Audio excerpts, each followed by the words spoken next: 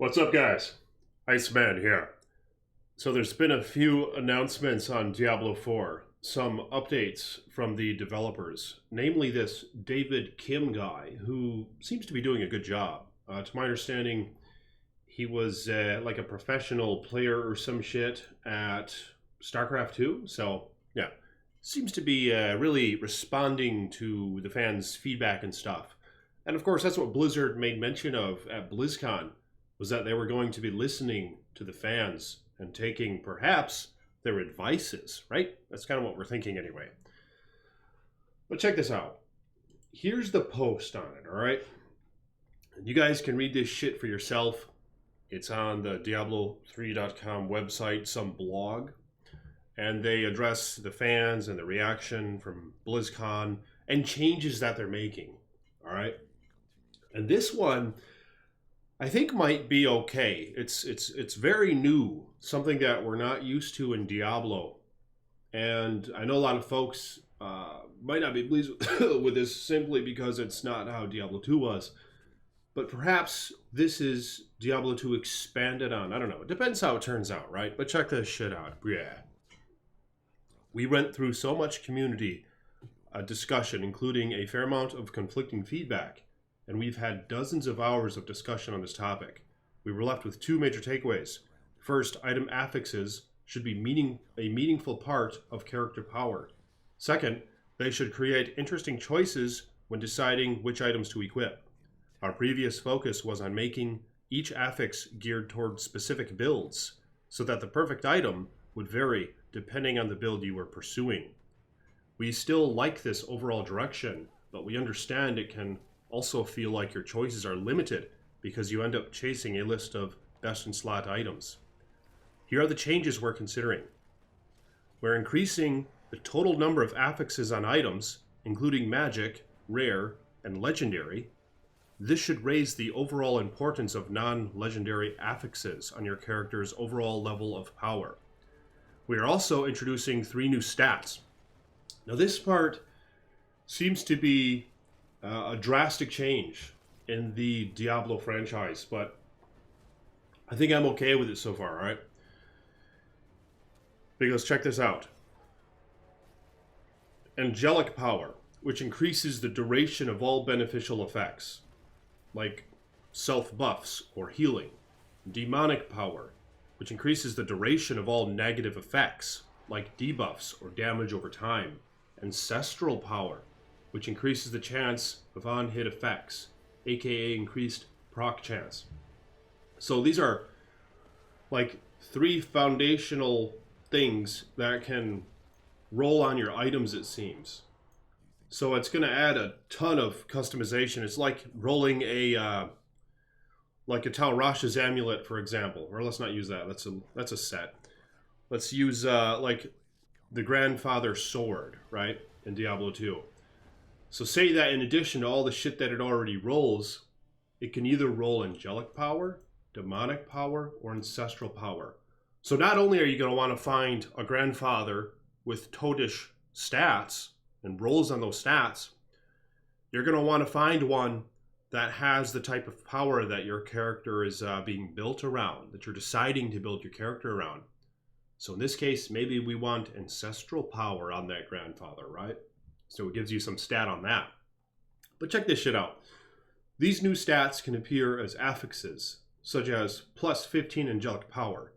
In addition to providing the above stated benefit, we want these new stats to also act as prerequisites for empowering certain other affixes. If you don't have enough of a specific power, you can still equip the item, but you may not benefit from an affix linked to that power. See, and they're trying to do this shit so that you can still wear these items, like if you're a new character. You know, Diablo 2 is kind of easy to play from the beginning, right? It's kind of user-friendly at the beginning. But where the pros versus the amateurs really start to divide and the pros start to shine is endgame shit, right? And it's not even that in-depth in Diablo 2, but I mean, it seems that the potential is there that this Diablo 4 game is going to be even more in-depth than Diablo 2 and Diablo 3, of course. Diablo 3 is a shit game, but yeah, we don't really have to say that here, right? We don't have to talk about that right now. But, well, they did a lot of things wrong. But anyway, let's see what else we have here. Maybe shit game's an overreaction, you know? But nonetheless, we got to keep going. Here are a couple, because the depth and the customization isn't really there, right? Like anyone can pick up Diablo 3, just put on a two-handed sword or any type of weapon, just put on a two-handed weapon and most of your characters are going to entirely benefit from it and just be powerful as fuck, right? That's how it works. So any little toad can pick it up and get to like Torment 10 in a few hours if they just keep picking up shit and looking at the little green arrows showing that your item is better than what you currently have equipped, and just equip that shit. But yeah, this is really adding a lot of depth, man. So let me know what you guys think about this in the comments below. See, and here are a couple work in progress examples to better illustrate what these affixes do. All right, so here's some boots, right? And you will get +1 rank in Devastation, which might be some sort of skill, if you have 50 demonic power total. All right, but this person has the benefit of getting their cold resist 25%. See, this is another good sign that they're having these individual resists, and they're not like 150 plus like on Diablo 3. So hopefully the resistances are going to have a cap, like in Diablo 2, where you can have, you know what I'm talking about? They need to have a cap. And maybe you could add to the max of that cap a little bit with certain gear. But they need to have a cap, and it can't be over 100, of course. 75 is a good cap. You know, hopefully they do this with Diablo 4. This is really important, dog, because Diablo 3 resistances were just added to your overall defense. You could just have a ton of lightning resist, and your overall defense is going to be boosted, and you didn't have these customizable features in terms of your defense. All right, this shit's important. So hopefully they do that. And it looks like they might be doing that. And those boots have 25 resist. You know, that's a good sign. And then maybe there's going to be Nightmare in Hell or something like that. Hopefully not a ton of difficulties. Maybe just 3 difficulties, just like in Diablo 2, if they go that route. And then you can have your resists in the negatives, let's say, if you join it, you know, with a bear character. Because you'll start Nightmare in Hell with negative resists. So you're going to have to stack it, of course, with gear. But yeah, that's kind of interesting. And then here's another example with an amulet. If you get 2 ranks to Care to Ash, that's some you benefit 2 ranks on that skill if you have 60 demonic power total on your character. And this person doesn't have it yet because it's grayed out. See? So demonic power is what this amulet's built around. And this one rolled with 2 different powers. See, and I think in general, you're going to have a character built around whatever power you decide on. Or maybe you can benefit from 2, but of course, one's going to be higher than the other. But I don't know. But this shit is kind of interesting, and it seems to be headed in the right direction. What do you guys think about that? One thing that I don't know if I like is how these boots, just a small nitpick at this shit, but these boots have 1400 defense. You know, it's like Diablo 3 numbers right there. Why not take it down to smaller numbers, just all this stuff, the damage, the defense, so it's more comprehensible, you know what I mean, for just general folks. You know, we don't have to consider numbers in the thousands or tens of thousands. Just give us simple numbers to begin with. Like these boots should have like 25 defense. I think it works out better that way when you have smaller numbers. But let me know what you guys think about that in the comments below. So they kind of go about here explaining the reasoning that I had behind this stuff. Maybe I'll read part of it anyway. Each of the 3 powers will have a list of affixes that are attuned to it. So depending on which stats you care about, you might want to focus on angelic, demonic, or ancestral power. In the examples above, you would need 50 demonic power to get an additional rank in the Devastation skill, 55 demonic power for 25% fire resistance, or 60 demonic power for an additional 2 ranks in the Char to Ash skill. If you wanted to build around Crushing Blow, you need to stack at least 55 ancestral power instead, while 40 angelic power would be required to gain 25% cold resistance. We think these changes will address those 2 main takeaways pretty well. Legendary powers should no longer completely dwarf the strength of your affixes, and the affixes themselves provide more interesting choices because their strength depends on how much of the relevant powers you've accumulated in the rest of your gear. You might find an amulet with the perfect stats for your build, but some of its affixes may require demonic power when you've previously focused on ancestral. Maybe your current amulet is the primary source of your ancestral power, so equipping a new amulet would mean potentially making sacrifices elsewhere. So yeah, so you still kind of want to hang on to shitty items if they might fail in comparison on other attributes, but they have your certain power. So you're going to be wearing some shitty rare amulet with a certain ancestral power over some godly unique that just fell, you know, and it's a good thing because it gives us choices to make, right? And it's not just overall better in every way. With this system, it will be easy to identify items with good stats, but it'll take some thought and planning to decide whether the item is good for your build. The best items for your character will really depend on what you currently have and how you've built that character, making it more difficult to just look up the right answer online. This shit's pretty toad. So let me know what you guys think about this stuff so far. At the same time, we think this system keeps items approachable, even if you make suboptimal itemization decisions. You may be weaker, but doing so won't completely break your character. We can also introduce this mechanic gradually and naturally as you level, rather than making it a requirement to understand at the beginning. All right, and then they have some attack defense changes. The fuck does that mean again? Attack and defense will almost never be the optimal way to play. Yeah, you guys can read that shit. All right, pause this video and read that shit. Where we at? All right, and check this out. Here's another big thing, I think. Because I bitched about this on my channel, all right?